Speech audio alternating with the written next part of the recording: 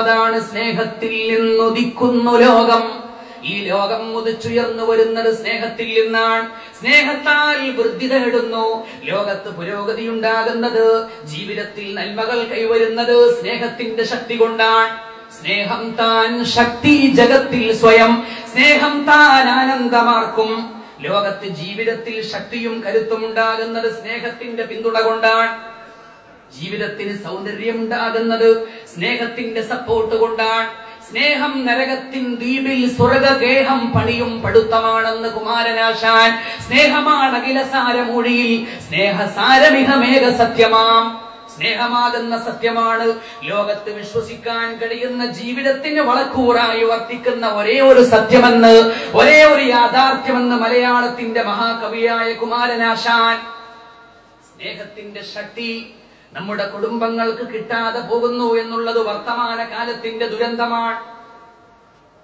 Mobile ഫോണിലൂടെ ചെറിയൊരു ചാറ്റിങ്ങിലൂടെ പരിചയപ്പെട്ട ഏതോ ഒരു വികൃതി പയ്യൻ വന്നുകൊണ്ട് വിളിക്കുമ്പോൾ അവന്റെ കൂടെ ഇറങ്ങിപ്പോകാൻ, ഫേസ്ബുക്കിലോ ട്വിറ്ററിലോ ഫ്ലിക്കറിലോ വെച്ചുണ്ടായ സൗഹൃദം പ്രണയ വിവാഹങ്ങളിലേക്ക്, ദുരാചാരങ്ങളിലേക്ക് നീണ്ടുപോകുമ്പോൾ നമ്മൾ കാണുന്നത് ബലഹീന മനസ്കരായ നമ്മുടെ പെൺകുട്ടികളെയാണ്.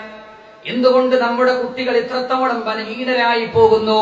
റസ്കിൻ ബോണ്ട് അദ്ദേഹത്തിന്റെ ഒരു ഗ്രന്ഥത്തിൽ എഴുതി വെച്ചിട്ടുണ്ട്, ലോകം കേൾക്കേണ്ട ഒരു വലിയ സത്യം. ആളുകൾ ഭക്ഷണത്തിന്റെ രുചിയെ സംബന്ധിച്ച്, ടേസ്റ്റിനെ കുറിച്ച് പരാതി പറയുന്നത് അല്പമൊക്കെ വിശപ്പടങ്ങുമ്പോഴാണ്. വയറ് നിറച്ച് ഉണ്ണാനും കഴിക്കാനും വകയുള്ള ആളുകൾ, മുതലാളിമാർമാർ, യഥേഷ്ടം ഭക്ഷണം കഴിക്കാൻ കഴിവുള്ള ആളുകൾ, അവരാണ് ഭക്ഷണത്തെ കുറിച്ച് ഗുണദോഷം പറയുന്നത്, അവരാണ് ഭക്ഷണത്തെ വിലയിരുത്തുന്നത്. സോമാലിയയിൽ ചെന്നു നോക്കിയാൽ, പട്ടിണി കിടക്കുന്ന പ്രദേശങ്ങളിലേക്ക് ചെന്നാൽ, അവിടെയുള്ള ആളുകൾ ഒരിക്കലും പറയാറില്ല ഇത് വേവില്ലാത്ത സാധനമാണെന്ന്, ഇത് രുചിയില്ലാത്ത ഭക്ഷ്യവിഭവമാണെന്ന്. അവിടുത്തെ ആളുകൾക്ക് ഭക്ഷണത്തെ കുറിച്ച് അഭിപ്രായം പറയാൻ അറിയില്ല. പാതി വന്ന ഒരു റൊട്ടിക്ക് ദരിദ്രനായ വിശക്കുന്ന ഒരു മനുഷ്യനെ സന്തോഷപ്പെടുത്താൻ കഴിയും. സമൃദ്ധിയിൽ ജീവിക്കുന്ന ഒരു മനുഷ്യന് പക്ഷേ ആ ഭക്ഷണം ആസ്വദിക്കാൻ കഴിയുകയുമില്ല. ഇത് ലോകം കേൾക്കേണ്ട ഒരു സത്യമാണ്. കുടുംബത്തിൽ നിന്ന്, മാതാപിതാക്കളിൽ നിന്ന് സ്നേഹവും ഐശ്വര്യവും വേണ്ടുവോളം ആസ്വദിക്കാൻ കഴിയുന്ന പെൺകുട്ടികൾക്ക് ഏതോ മതത്തിൽ നിന്ന് ഒളിച്ചോടി വന്നവന്റെ കൂടെ പോകാൻ മനസ്സുകളില്ല. അതിനു മാത്രം അവർ ബലഹീനരായി പോകില്ല. ഇന്നും മതം പോലും പ്രേമത്തിന്റെ പേരിൽ, സ്നേഹത്തിന്റെ പേരിൽ ആളുകൾ മറക്കുകയാണ്. മദീന മുനവ്വറയിലെ ഉമ്മു സുലൈം റളിയല്ലാഹു അൻഹാ, അകാലത്തിൽ അവരുടെ ഭർത്താവ് വിട പറഞ്ഞു പോയി. യൗവനത്തിലെ വൈദവ്യം അനുഭവിക്കേണ്ടി വന്നു. വൈദവ്യത്തിന്റെ കയ്പുനീര് കുടിക്കുന്ന ഉമ്മു സുലൈം റളിയല്ലാഹു അൻഹയെ കാണാൻ, ഉമ്മു സുലൈമിനെ വിവാഹം കഴിച്ചു കൊണ്ടുപോകാൻ വേണ്ടി മക്കയിലും മദീനയിലുമുള്ള എത്രയോ സുമുഖന്മാർ കടന്നു വന്നു. അബൂ ത്വൽഹ റളിയല്ലാഹു അൻഹു കടന്നു വന്നു. സുമുഖനായ അബൂ ത്വൽഹ അന്ന് ഇസ്ലാം സ്വീകരിച്ചിട്ടില്ല. ഉമ്മു സുലൈമാണെങ്കിലോ മുസ്ലിമാണ്. മുസ്ലിം വനിതയായ വിധവയായ ഉമ്മു സുലൈമിനെ കാണാൻ അബൂ ത്വൽഹ വരികയാണ്. സുമുഖനായ അബൂ ത്വൽഹ. അബൂ ത്വൽഹ വന്നുകൊണ്ട് വാഗ്ദാനം ചെയ്തു, സ്വർണത്തിന്റെ മാമലകൾ വേണമെങ്കിൽ നിനക്ക് സ്വന്തമാക്കി തരാം. ദിർഹമിന്റെയും ദീനാറിന്റെയും വലിയ വലിയ കൂമ്പാരങ്ങൾ നിന്റെ മുമ്പിൽ ഞാൻ കൂട്ടിവെച്ചു തരാം. എന്റെ കൂടെ എന്റെ ജീവിതത്തിലേക്ക് കടന്നു വരാമോ എന്ന് അബൂ ത്വൽഹ ചോദിക്കുകയാണ്. സ്നേഹത്തോടെ അന്വേഷണം നടത്തുകയാണ്. ഉമ്മു സുലൈം എന്ന തന്റെ ഇടിയായ തറവാടിൽ പിറന്ന പെൺകുഞ്ഞ് മറുപടി പറയുന്നു, അബൂ ത്വൽഹ, നിങ്ങൾ സുമുഖനാണെന്ന് എനിക്കറിയാം, നിങ്ങൾ സമ്പന്നനാണെന്നും എനിക്ക് ബോധമുണ്ട്. പക്ഷേ നിങ്ങളിൽ ഞാൻ കാണുന്ന വലിയൊരു കുഴപ്പം,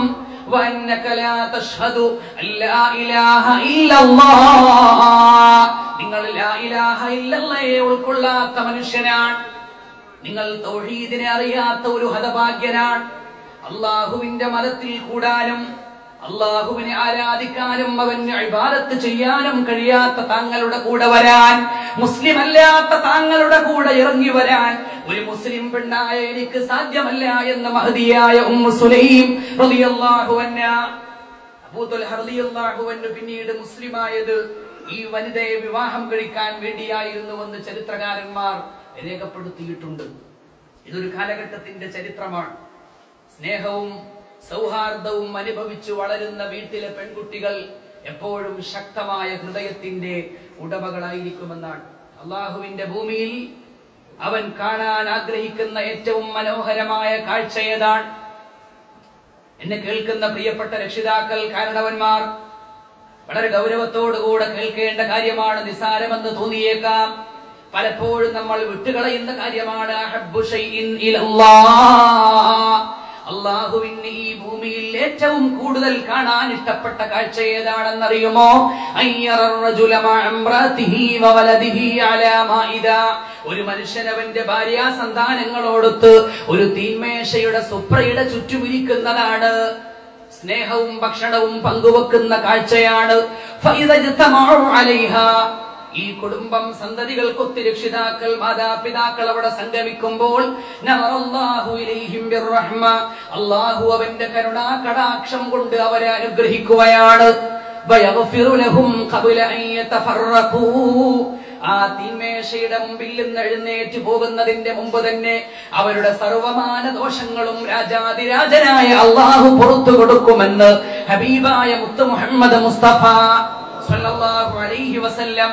അല്ലാഹു ഈ ഭൂമിയിൽ കാണാൻ ആഗ്രഹിക്കുന്ന ഏറ്റവും മനോഹരമായ ദൃശ്യം, ഏറ്റവും മനോഹരമായ കാഴ്ച എന്ന് റസൂലുള്ളാഹി സ്വല്ലല്ലാഹു അലൈഹി വസല്ലം പറയുന്നത് ഇതാണ്.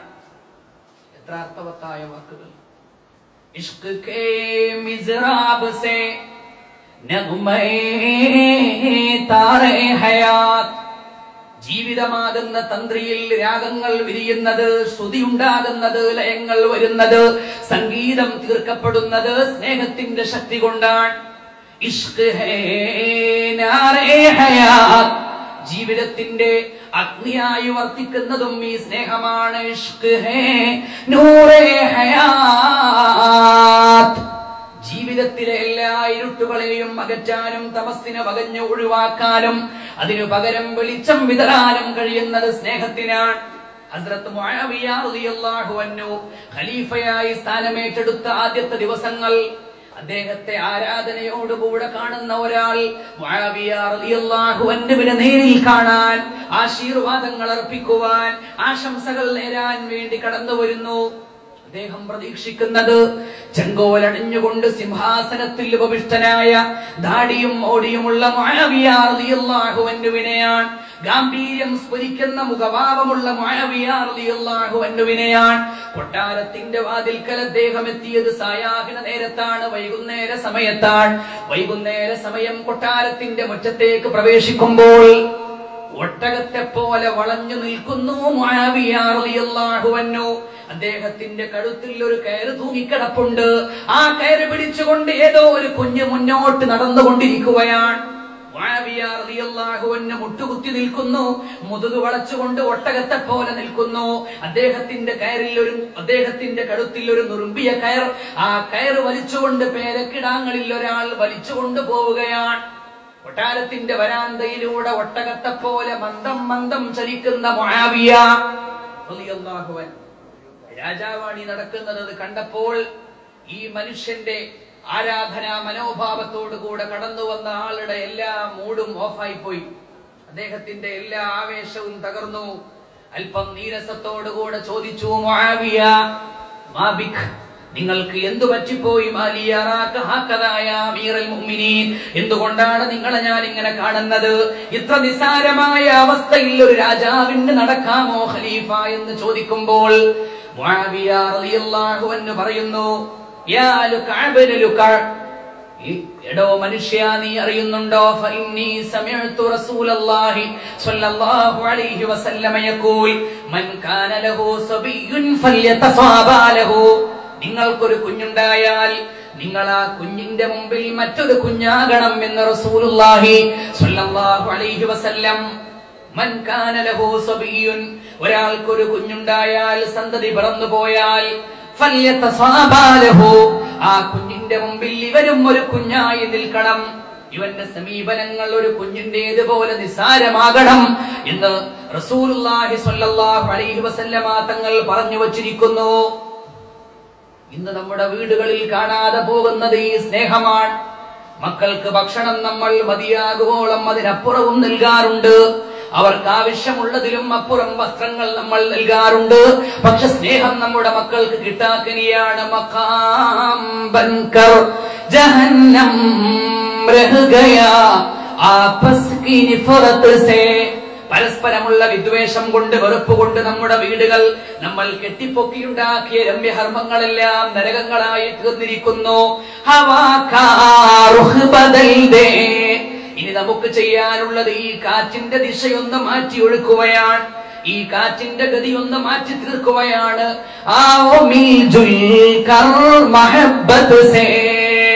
സ്നേഹത്തിന്റെ ഒരു ഐക്യത്തിലൂടെ, സൗഹാർദ്ദത്തിന്റെ ഒരു അന്തരീക്ഷത്തിന്റെ സൃഷ്ടിപ്പിലൂടെ നമുക്ക് കുടുംബങ്ങളെ സ്വർഗമാക്കി മാറ്റാം എന്ന് അല്ലാമ ഇഖ്ബാലിനെ പോലെ നാമും ചിന്തിച്ചു പോകുകയാണ്. മഹാനായ ഖലീഫ ഉമറുൽ ഫാറൂഖ് റളിയല്ലാഹു അൻഹുവിന്റെ കൊട്ടാരത്തിൽ അദ്ദേഹത്തിന്റെ ഒരു ഗവർണർ കടന്നു വന്നു. ഖലീഫയുടെ കൊട്ടാരത്തിൽ ഒച്ചപ്പാട്, വല്ലാത്ത ബഹളം, കുട്ടികളുടെ ശല്യം കൊണ്ട് സംസാരിക്കുന്നതൊന്നും പരസ്പരം കേൾക്കാൻ കഴിയുന്നില്ല. ഈ ഗവർണർക്ക് വല്ലാതെ ദേഷ്യപ്പെട്ടു പോയി. അദ്ദേഹം ഖലീഫയെ പുച്ഛിച്ചുകൊണ്ട് ചോദിക്കുകയാണ്, ഖലീഫ, നിങ്ങൾ എന്ത് ഗാംഭീര്യമില്ലാത്ത മനുഷ്യനാണ്. യുദ്ധക്കളങ്ങളിൽ ഒരു പുലിയെപ്പോലെ പടവെട്ടുന്ന നിങ്ങൾ എന്തുകൊണ്ട് കുടുംബത്തിന്റെ മുന്നിൽ ഒരു പൂച്ചയെപ്പോലെ നിൽക്കുന്നു? ഈ കുഞ്ഞുങ്ങൾക്ക് അങ്ങേ അശേഷം ബഹുമാനമില്ലല്ലോ. ഉമറുൽ ഫാറൂഖ് റളിയല്ലാഹു അൻഹുവിന് ഇതൊരു പുതിയ വാർത്തയായിരുന്നു. ആകാംക്ഷയോടുകൂടെ അദ്ദേഹം ചോദിച്ചു, എന്നാൽ എങ്ങനെയാണ് സഹോദര നിങ്ങളുടെ വീട്ടിലെ അവസ്ഥ, നിങ്ങളുടെ ഗ്രഹാന്തരീക്ഷം എന്താണ്? അദ്ദേഹം അഭിമാനത്തോടുകൂടെ നെഞ്ചു വിരിച്ചുകൊണ്ട് പറഞ്ഞു, ഇതാ ദഖൽതു ദാരി, ഞാൻ എന്റെ വീട്ടിലേക്ക് കടന്നു ചെന്നാൽ എന്റെ വീട് മുഴുവനും നിശബ്ദമാണ്. പിൻ ഡ്രോപ്പ് സൈലൻസ് ആണ്. സൂചി വീണാൽ കേൾക്കുന്ന നിശബ്ദത പരക്കും എന്റെ ഗ്രഹത്തിൽ. അവിടെ ഒരു കുഞ്ഞിന്റെ ശ്വാസോച്ഛ്വാസത്തിന്റെ ശബ്ദം പോലും കേൾക്കാൻ കഴിയില്ല. എന്റെ ഗൗരവത്തിന് മുമ്പിൽ എന്റെ ഭാര്യയും എന്റെ മക്കളും എന്റെ പേരക്കിടാങ്ങളും വല്ലാത്ത ശാന്തതയിലും സമാധാനത്തിലും നിശബ്ദതയിലും കഴിയുന്നവരാണ്. ഉമറുൽ ഫാറൂഖ് റളിയല്ലാഹു അൻഹു തന്റെ കൂടെയുണ്ടായിരുന്ന സേവകനോട് പറയുന്നു, നമ്മുടെ ഗവർണർമാരുടെ പേരെഴുതി വെച്ച പട്ടിക എടുത്തു കൊണ്ടുവരാൻ. ഗവർണർമാരുടെ പേരെഴുതി വെച്ച പട്ടിക എടുത്തു കൊണ്ടുവരൂ. എന്തിനാണ് പട്ടിക? ഉമറുൽ ഫാറൂഖ് റളിയല്ലാഹു അൻഹു ആ ലിസ്റ്റ് എടുത്തിട്ട് അതിൽ നിന്ന് ഈ മനുഷ്യന്റെ പേര് വെട്ടുകയാണ്. ഞാൻ വീട്ടിൽ കടന്നു ചെന്നാൽ എന്റെ ഗാംഭീര്യം കൊണ്ട് വീട് നിശബ്ദമാകുമെന്ന് പുളുവാക്ക് പറഞ്ഞ ഗവർണറുടെ പേര് ഉമറുൽ ഫാറൂഖ് റളിയല്ലാഹു അൻഹു വെട്ടിക്കളഞ്ഞു. നീതിയുടെ പര്യായമായ ഉമർ ഇബ്നുൽ ഖത്താബ് റളിയല്ലാഹു അൻഹു. എന്നിട്ട് അദ്ദേഹം ചോദിക്കുകയാണ്, ഗവർണർ ചോദിച്ചു, എന്താണ് ഖലീഫ ഞാൻ ചെയ്ത അപരാധം? എന്റെ പക്കൽ നിന്ന് പിണഞ്ഞുപോയ അബദ്ധം എന്താണ്? ഞാൻ ചെയ്ത തെറ്റെന്താണെന്ന് പറയാമോ? ഉമറുൽ ഫാറൂഖ് റളിയല്ലാഹു അൻഹു പറഞ്ഞു, സ്വന്തം കിടാങ്ങളോട് പോലും കാരുണ്യം കാണിക്കാൻ കഴിയാത്ത നിന്നെയാണോ ഉമ്മത്ത് മുഹമ്മദിന്റെ കാര്യം ഞാൻ ഏൽപ്പിക്കുന്നത്? നബി തിരുമേനി സ്വല്ലല്ലാഹു അലൈഹി വസല്ലമ തങ്ങളുടെ ഉമ്മത്തിന്റെ കാര്യം നോക്കാൻ കാരുണ്യമില്ലാത്ത നിന്നെ കൊണ്ട് ആവില്ല എന്ന് സയ്യിദുനാ ഉമർ ഇബ്നുൽ ഖത്താബ് റളിയല്ലാഹു അൻഹു. തമീസിന്റെ പ്രായമെത്താത്ത കുഞ്ഞുങ്ങൾക്ക് മനസ്സിലാകുന്ന ഒരേ ഒരു ഭാഷയുണ്ടെങ്കിൽ അത് സ്നേഹമാണ്. അവർക്ക് മലയാളം മനസ്സിലാവില്ല, അവർക്ക് അറബിയോട് താല്പര്യമില്ല, ഇംഗ്ലീഷിൽ ഇൻട്രസ്റ്റ് ഇല്ല, ഒരു ഭാഷയും അവർക്ക് സ്വീകരിക്കാൻ കഴിയില്ല. മക്കൾക്ക് സ്വീകരിക്കാൻ കഴിയുന്ന ഒരു ഭാഷയുണ്ടെങ്കിൽ അത് സ്നേഹമാണ്. മൃഗങ്ങൾക്ക് പോലും മനസ്സിലാകുന്ന ഒരു ഭാഷ